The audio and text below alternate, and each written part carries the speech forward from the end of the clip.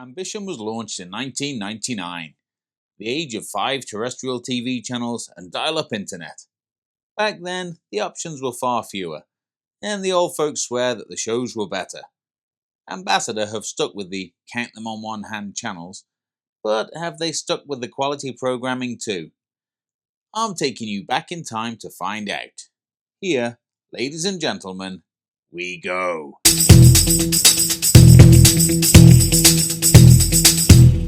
The Palladium Theatre is BBC One, the first port of call when you want entertainment. After my first dinner on Ambition, I skipped along to Nights of Nashville, and I was excited. I love country music, and I was looking forward to the show. Unfortunately, Ambition's theatre company not only do not love country music, they've also never actually heard any either. The girls can all carry a tune, and there are 2 or 3 that are really great singers. But country, as directed by Andrew Lloyd Webber, sounds weird.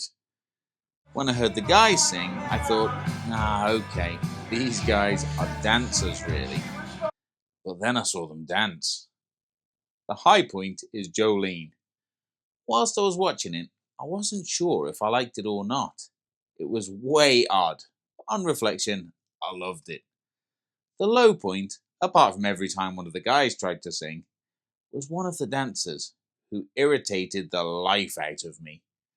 Everyone else was dressed and made up as the show dictated. But this one dancer, well, she had dramatic black swan style eye makeup that nobody else had. And every dance move she performed 10% more than everyone else. The lack of symmetry bothered me. She became my nemesis for the first 3 nights of this trip. Night 2 was magic of the musicals. No story, just bits and bobs from here and there. Kids nowadays would say a mashup. Ambition guests would describe it as a mixtape. Same 2 or 3 incredible voiced ladies, same men that can neither sing nor dance, same black swan makeup doing everything more. It was decent and I enjoyed it. But there was a bit which didn't belong in this or any other show now that it's not 1973. Spoken like a true man. There's a prolonged sequence where 2 of the girls bend over a table and waggle their bottoms at the audience, and it seems to go on for ages. I did not film it, and if I had, I would not put it on here. Creepy.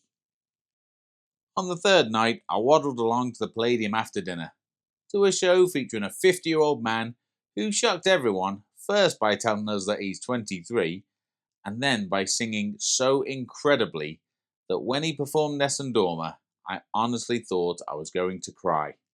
I've put the full recording of him singing Hallelujah at the end of the 25 awards video, so go and watch that sometime. Night 4 was Christmas party night in the MDR. I got a few of my table mates to help me carry my belly to the theatre for Cirque de Lumière. I was expecting this to be flame eating and acrobatics. It wasn't. But it was an absolute old folks pleasing banger. Of course, my enemy was there again. She had the black swan eye makeup again. And just as I was sat there ranting under my breath that she's not Natalie Portman, she's not even Ambition's best Natalie Portman tribute act, she popped on stage dressed as a ballerina. She bashed out a couple of ballerinaisms, and then it happened. She did ballet toes right on me. Now, I'm not a huge ballet fan. I'll go maybe once a year, and a little bit of ballet goes a long way. All I really want to see is a tiny little woman stand right up on her ballet toes and slowly spin around. And Natalie did it brilliantly. At that point, I decided, okay, I love her after all. And retrospectively decided that she wasn't doing more the rest of the time. She was just doing it better. Anyway, ballet toes for the win. This show is awesome. My 5th after dinner show was Destination USA. Set on a train stranded on a journey across America, with soundtrack by Simon and Garfunkel. Now, Pierce Brosnan, love him as I do, cannot sing. But ABBA songs are bulletproof enough that him straining through them doesn't hurt them. As it turns out, Simon and Garfunkel songs are similarly resilient to the Ambition Boys' singing. The girls, as always, were really good, apart from the accents. None of the theatre cast can do an American accent. The story should have just been moved to a train stuck between, I don't know, Leeds and London. Nobody would have cared, and it would have sounded less crazy. And can you imagine anyone anywhere in the world who couldn't do a passable Elvis impression? Me either, until I saw this show.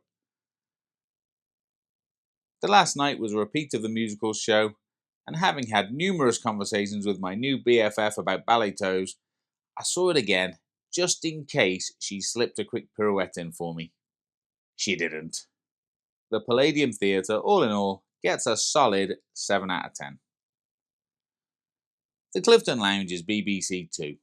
This is where, in the 5-channel era, you'll catch sight of a grand piano or a violin, right in the centre of Ambition's cultural quarter, with the arts and crafts area on one side and the library on the other. This is the home of a mad violinist 22 hours a day.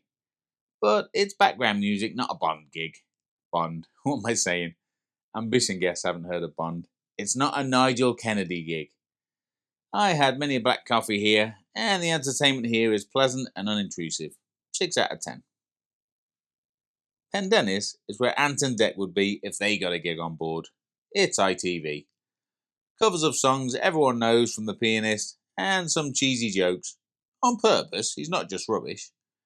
A DJ playing floor fillers follows, and then late into the night, I suppose it's not really a Spotify playlist so much as Now That's What I Call Cruising on double cassette. 6 out of 10. The Cavern is Channel 4. I didn't catch them playing Countdown, but there were back-to-back quizzes and trivia, shameless rip-offs of other people's game shows, cover bands and silent discos. Now, nothing that goes on in here is highbrow. It's as cheesy, old-fashioned and tacky as you like. But just be on the trip that you're on. Don't go to the seaside and then moan it's all sticks of rock and fish and chips. A lot of the stuff in here wasn't for me, but I never saw anyone in here doing anything other than loving life. 8 out of 10. In 1999, Channel 5 was 2 years old. They were still making programs starring volunteers and filming in bus stops and alleyways. Channel 5 is Ambition's daytime entertainment schedule. Rolling a ball into a hole in a stairwell, I ship you not, that was actually quite a crowd puller. An 8-minute one-man microplay from a student or Amdram performer, the premise being that he was a 999 call centre responder talking Joseph through Mary giving birth. This packed out the Clifton Lounge, mainly because there'd been no other daytime activities for the past 5 fluffing days. I still haven't found out what Ambassador's Theatre at Sea programme actually is, but it's definitely either a student performer initiative or some kind of Amdram partnership. They did a hokey daytime murder mystery in the theatre later that same day. On another day, I'd think it was cheeky putting this stuff on instead of paid professionals. And whilst it was full of holes and made no sense, the atmosphere was good. It was even better than watching people roll a ball into a hole, and I enjoyed it. Not enough that I'm going to start watching Channel 5. 6 out of 10. Probably because of the time of year, but the craft area did not get used. Nobody turned up for the unhosted activities like ping pong or shuffleboard, and the library had a very small selection of books which, well, weren't aimed at 42-year-old charismatic retirees.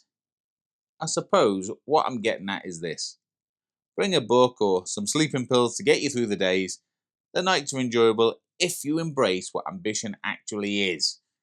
And if you feel like moaning, remind yourself what you've paid to be here and shut your noise. Entertainment on Ambition, done.